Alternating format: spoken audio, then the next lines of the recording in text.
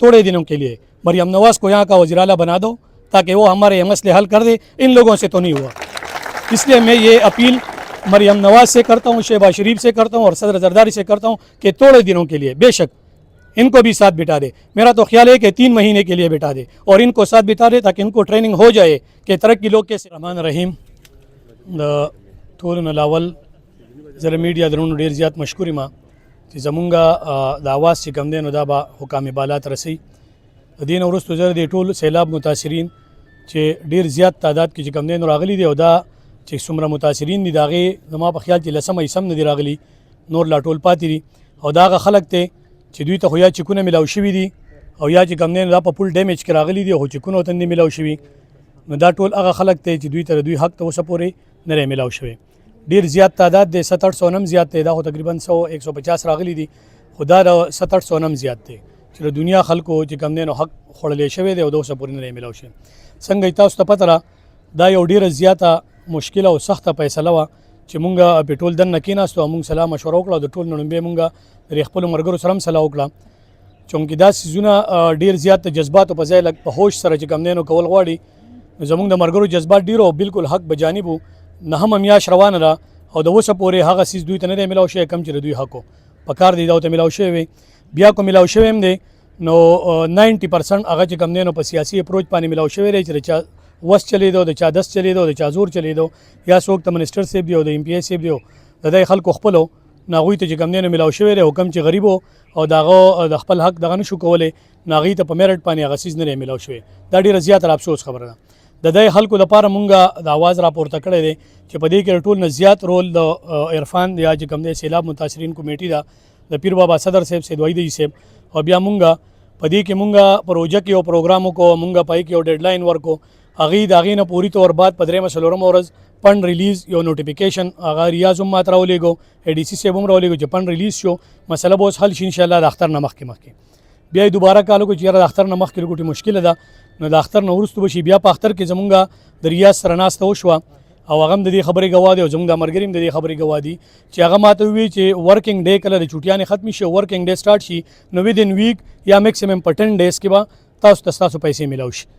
هغه 10 ډیز چې ختم شو د هغې نه بعد مونږ لاړو بیا د ډي سي سره او د ډي سره مونږ په 1 بجې لاړو او د 5 بجو پورې ناسته وکړه. په سبا لی بیا د 1 بجې نه والا د 5 پورې بیا ناسته وکړه او په هغې کې چې دغه هم څه نمایندګان موجود نور خلک پکې مو هغې دا خبره وکړه چې د 10 تاریخه پورې دا پیسې کلیر کېږي نو مونږ ورته وایو چې مونږ به خیر دی تاسو له 15 تاریخ درکو. خو ای ډي سي صاحب چې د هغې کلیپ هم زمونږ سره موجود دی، ای ډي سي صاحب دا خبره وکړه چې نه تاسو مونږ له 20 تاریخ ټیم راکئ.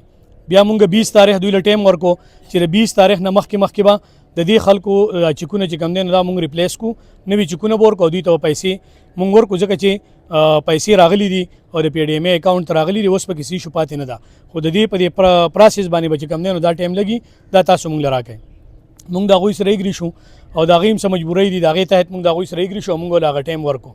د هغې نه بعد مونږ په پیر بابا کې د ټول بنیر څومره چې بازارونه دي د هغې د صدرانو یو میټینګ وکړو او دا سودا میډیا د دې خبرې ګواه ده چې په هغې کې مونږ مشترکه طور یو فیصله وکړه او په هغې 20 تاریخ هغه دغه مونږ افرو کو چېره مونږ به په 21 تاریخ باندې د شټر ډاون اعلان هم کو، شټر ډاون به هم کو او ورسره به چې کوم دی نو په ډګر پول کې مونږ سټرایک کو. خو نن چونکې سار ما دې ټولو صدرانو ته ټلیفون وکړو د پاره دې مې وکړو چې تاسو راشئ پریس کلب ته او مونږ د خپله خبره وکړو چې مونږ د شټر ډاون اعلان هم وکړو مطلب هغه احتجاج اعلان هم وکړو. خو په سار کې بیا ما پوسټ هم ورکو او د هغې نه بعد ای ډي سي صاحب زما سره رابطه وکړه او ای سی ګدیزي چې کوم دی ناصر صاحب هغه د دوی پیر بابا نمایندګانو سره رابطه وکړه. یو ګنټه دوال تر دوی دغه سره ناسته وشو بیا هغوی چې چونکې زما د لیول نه خبره دغه ده نو بیا موږ د ډي صاحب سره ناسته وکړه. اوس تقریبا 1.5-2 غنټې د 1 بجې نه والا د 3:30 په باندې 3 پورې موږ د هغوی سره ناسته وشوه. په هغې کې چې هغوی کوم خبره وکړه چې یاره دا چونکې پی ډي ایم ای رولز بدل کړي دي او د هغې رولز تحت چې کوم دی نو اوس د هغې دپاره څه ریکوایرمنټ دي چې په هغې کې یو د هغې دوکان پرد دی، د سیلاب د وختو 3 پټوان دي، یو د موجوده وخت پټو دی او ورسره انټي انکروچمنټ سرټیفیکیټ دی. نو زما په خیال د دې خبرې خو مطلب د پی ډي ایم ای یا د ګورنمنټ اف کې پی کې دا دی چې دا پیسې مونږ تاسو نه درکو ځان لپاره آرام کېنه بس چې چاته میلاو شي او کو چاته نه میلاو شي دا مطلب چې مونږ نه درکو. خو مونږ د هغې سره دغه وکړو هغې په هغې کې د اسانۍ راوستو لپاره 100 یا زمونږ د لبولو لپاره به زه خبره وکړم چې یاره دوی په دې باندې لږ دا دغه وکړي نو مونږ له نور ټایم راکړي نو مونږه په هغې باندې خو د هغې نه مطمئن نه یو. اوس هم زه دا وایم چې مونږ د خبرې نه مطمئن نه یو. نو زه دا خبره کوم چې یو خو سبا دلته د سبا نه په ډګر هسپتال کې د معذورو یو کیمپ لګي دغسې چې آرمي د طرفه. دویمه خبره دا ده چې زمونږ د وړو سه امتحانونه هم روان دي. نو په دې بنیاد باندې مونږ د ټولو ملګرو ستاسو جذبات او ستاسو احساساتو زمونږ سره بالکل قدر دی او مونږ ته احساس دی تاسو چې څومره کړېدلي یې، څومره چې ستړي شوي یې او څومره چې ستاسو حق ته تاسو ته نه میلاو شوی، د دې مونږ قدر کوو. مونږ هم دا غواړو. خو دا احتجاج دا شټر ډاون دا زمونږ سره آخري اپشن دی. د دې نه بعد زمونږ سره بل څه شی نشته چې بیا مونږ هغه استعمال کوو. مونږ دلته څه فیصلې وکړې مشترکه طور بالکل ما ته دا پته او ما ته احساس دی چې ستاسو د جذباتو مطابق نه دي، بالکل نه دي. خو مونږه لږ په حکمت غونتې باندې وکړې، لږ په مشوره غونتې باندې مو وکړې او ستاسو هغې جذباتو ته لږ ټیس هم مونږ یو قسم رسو مونږ وکړې. نو مونږ داسې فیصلې وکړې چې د روان پیره پورې مونږ دوی له نور هم ټایم ورکوو. د دې خبرې دپاره نه چې مونږ به پرد جمع کوو، صرف او صرف د دې خبرې دپاره چې دا مونږه به زړه طریقه دوی مونږ ته رامخکې کوي او کومو کسانو چې فل ډیمیج یا د هغوی سره چک دی هغوی ته به د روان پیره پورې دوی پیسې ورکوي. پرد جمع کول، انټي انکروچمنټ سرټیفیکیټ جمع کول یا ډیجیټلایز سیسټم دا به بالکل نه وي. دغې ته مونږ نه یو تیار. یو خو زر دې ځنه دا اعلان کوم چې مونږ په دې کې هیڅ قسم تعاون د ګورنمنټ سره نه کوو. تاسو ټولو ته هم د ځواب کو ای سی راځي او کو ډي سی راځي او کو بل راځي یا بل د چا نماینده راځي چې مال پرد راکا او مال پټو راکا تعالی پیسې کوم، نو مهرباني وکړئ زموږ اتفاق مه خرابوئ. یو کس یو شی مه ورکوئ چې نه ورکوئ دوی به ټومیټیکلی زړې طریقې ته راځي. پیسې راغلي په پی ډي ایم ای کې پرتې دي، دوی به په څه طریقه ورکوي. نو چې نه ورکوي نو تاسو به یو قسم ډاکومنټیشن دوی له نه ورکوئ. په دغې رولز باندې موږ دوی سره تلو ته تیار ځکه نه یو. د هغې یو بنیادي وجه ده پلټ راغلی تاسو ټول ته پتر په 15 اگست 2025 قانون جوړ شوی دی په 1 جنوري 2026. څنګه 2026 قانون په ما باندې په 2025 په پلټ کې امپلیمنٹ کړي او د دې نه مخکې ته 70% یا 60% چیکونه ورکړي، پیسې دې ورکړي، هغه په زوړ قانون کې ورکړي دي. نو هغه دې ولې ورکولي چې دا اوس نه ورکوي.